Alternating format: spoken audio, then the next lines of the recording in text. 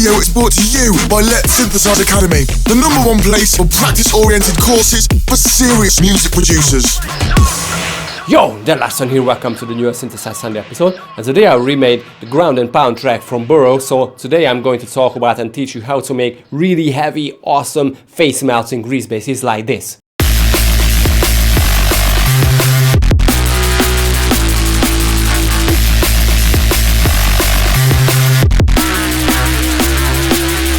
And this is the original.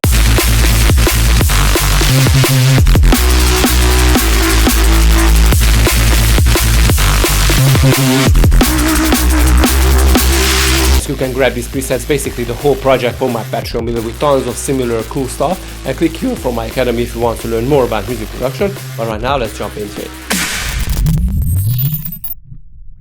Cool, so this is my version.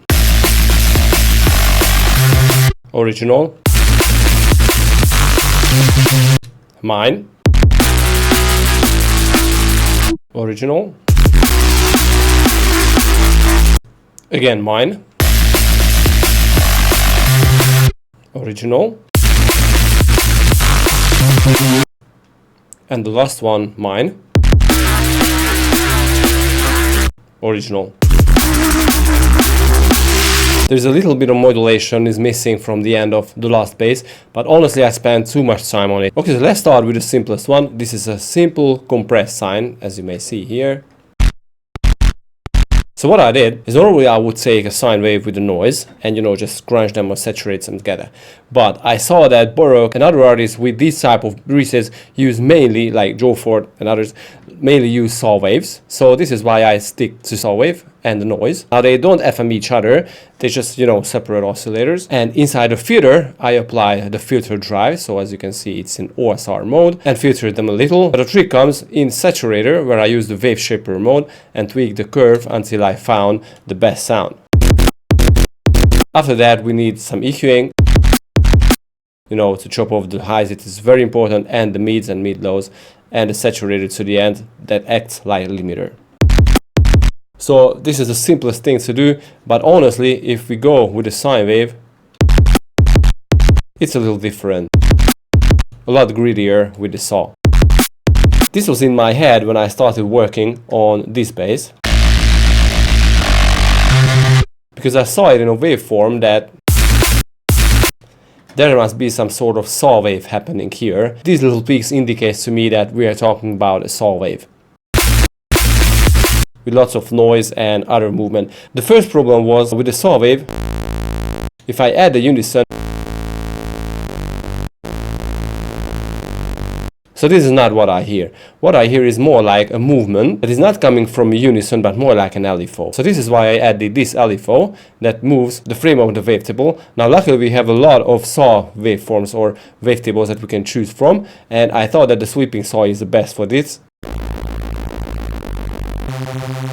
That sounds a little stupid, so I had to add a compressed sine. This is why a sine with some distortion and a noise. But it definitely needs some filtering, because I just want to keep the noise.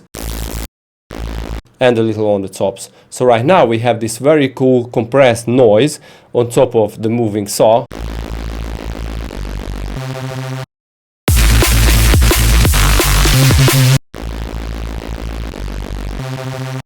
So the movement is quite similar, but we need a lot of effects. First of all I wanted to add the flanger.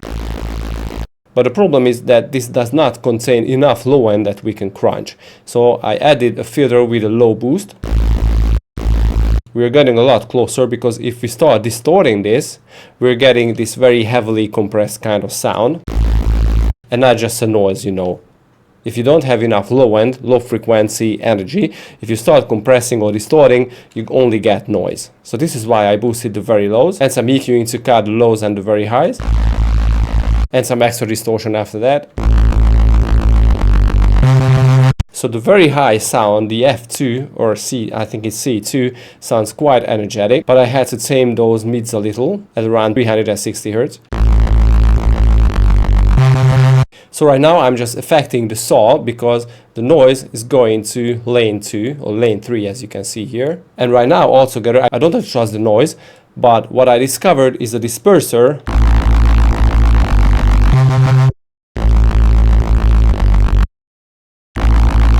creates a sound that is a lot closer to our reference.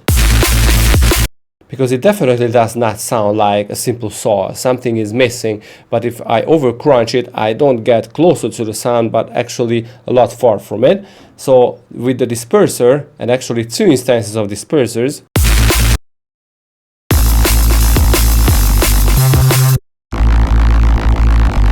I get this very nice, almost like rubbery kind of sound. But with lack of clarity on top of the sound, so this is why I added a saturator, and to clean it up in the mids at around 700 Hz and the very highs, I applied these 2 filters and the slice EQ, where again a little cut in the mid lows and a boost at the highs, but there are some sweeping frequency at around 7K. I had to cut it, and an OTT to the end, and the distortion that basically just catches the peaks with some very slight distortion. So the trick here is basically the disperser, because without that we don't have this very nice organic sound, but just, you know, heavy distorted something. But with the disperser I can focus a little more on the mids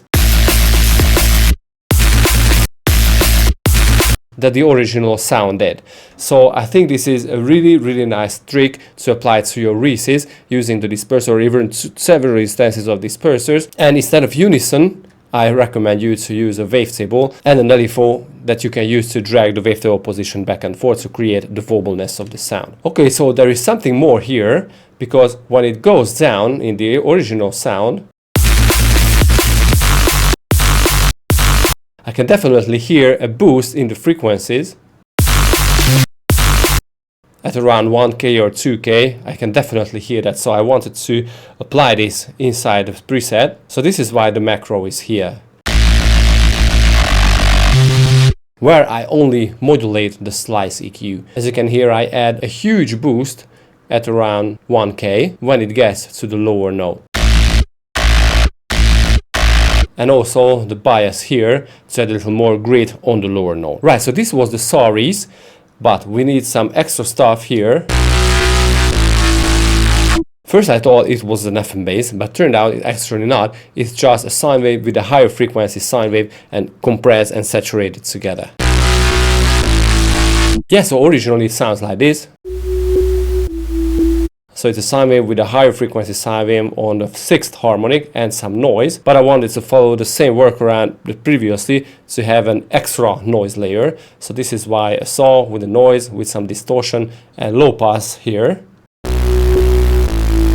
And it goes to lane 2, but the main FME, or this time it is not FME stuff, goes to lane 1. Right, so I wanted to add the chorus, because before distortion it can actually help us to add a little movement to the sound. Saturator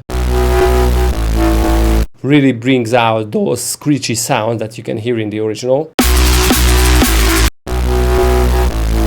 But I wanted to add the disperser to create a more rubbery kind of sound instead of the very heavily distorted stuff.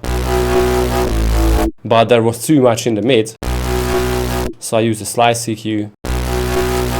Then a snap heap that basically does not too much to the sound, but because of the frequency shifter inside you can create some nice weepy sound. So there is only a flanger, a distortion, stereo and a low cut here. After that I had to kill the lows and some extra high cut and cut at the mids. So right now we are getting closer to the sound, but it was too quiet, so I had to add the gain.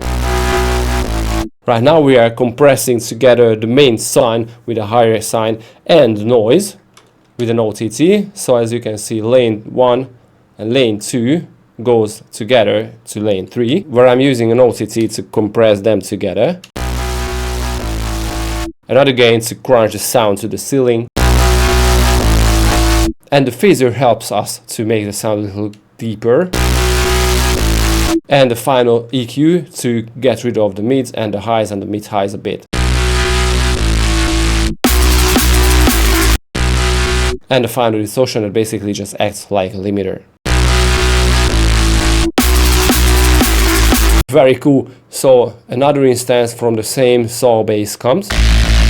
so that is not important right now. But the final bass, that caused me lots of headaches, because again, I heard that this is not a fem, but more like just, you know, something, a wavetable or a higher saw wave, something. But it took me like 2 days to figure out what is happening here. Maybe it was just 1.5, but I spent so much time on it to find the exact settings for the sound. It is still not 100% accurate. So it's the same thing than previously, having something like a saw or a sine and a higher frequency sine. This time it is on the 5th harmonic with a noise that is the same thing than previously. So sine with the noise and crunch together and cut the highs. Right, so the trick here was to find the EQ setting for this sound. So it's quite obvious based on the waveform that we are dealing with a sine wave, but another extra sine wave that is on a lot higher frequency. If you have a look on it, you might know what is happening here. But the tone itself was very different than just, you know, a simple sine wave, a higher frequency sine wave on top of something. So I knew I had to deal with some EQing or some extra coloring of the sound somehow, because right now without the effect, it sounds like this. So the thing is the same here. I'm using an LFO to drag this dispersed saw with a higher frequency sine and some band passing and distorting to seduce those like higher frequency kind of distorted frequencies or overtones. But we needed some voices. Now the difference between this sound and the previous one is I'm using unison voices to add some movement to the sound. Without those, it's just too clear and they won't have any movement. This is why the chorus is here too, and with some high cut and the flanger, these all add extra harmonics and the boost on the highs. And here comes one of the tricks, a formant filter that adds a very nice color to the sound, but it was not enough. I heard there was something extra happening. So this is why the EQ here, I wanted to find the boosted frequencies. So I'm sure that you can hear what is happening here. The dude, Burr Oak, boosted the frequencies at around 300 Hz and 1.5K. So this is what I wanted to use and do in my own preset. And after the formant filter, this is why this slice EQ is here. So I boosted the 1.5K and a little bit at around 350 Hz. It still does not sound the same, but after an OTT, an extra OTT, huge EQing on the tops, okay, an extra saturator. And because this main stuff goes into lane 1 and the noise like always goes to lane 2, I had to process them together inside lane 3. So this is why the distortion is here. And another OTT.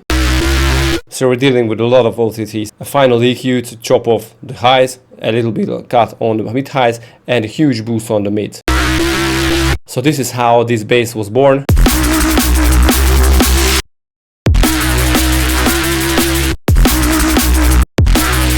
Right, and one more word about the drums. We have two sets of kicks and snares.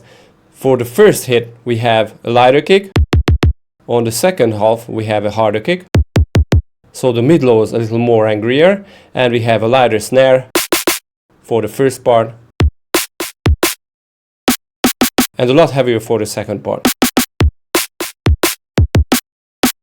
Tops loop with a lot of compression on it, and this tambourine loop or whatever it is, again with lots of compression. But all together I think they sound really great. Yeah, so grab this project with the preset inside from my Patreon below and click here for my academy if you want to learn more about music production. See you guys next time. Peace.